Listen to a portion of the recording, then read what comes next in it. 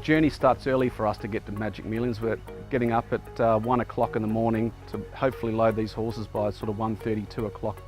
Loading early in the morning, it just allows the horses to settle in on cool temperatures before we start the majority of the trip. We're travelling for about 14 hours, so that's with stops, so we're stopping every sort of 4 to 6 hours and watering the horses, and then we arrive at Wellington probably around sort of 4:30 that afternoon of that day.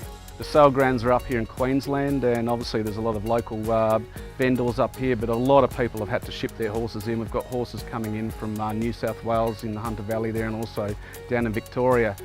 We're their only stud sort of coming in from South Australia, and we've had to travel the furthest. We've travelled well in excess of 2,000 kilometres to get up here, and it's basically a 48-hour journey to get here. You've got a lot of confidence in what Magic Millions do here.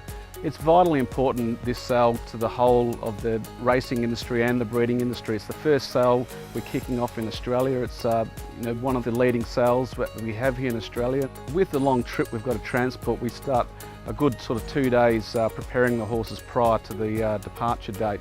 We spend a lot of time just making sure the horses are well hydrated, and doing a lot of electrolyte supplements, and just checking temperatures constantly to make sure they're well and truly ready for that trip. To land the horses here safely is one of the most stressful parts of the whole process we have here. So to seeing the truck arrive, your heart rate's up, you're quite stressed, and to see those horses come off that truck in good shape physically and mentally, with no scratches, lumps or bumps, and moving lame free, it's a big relief.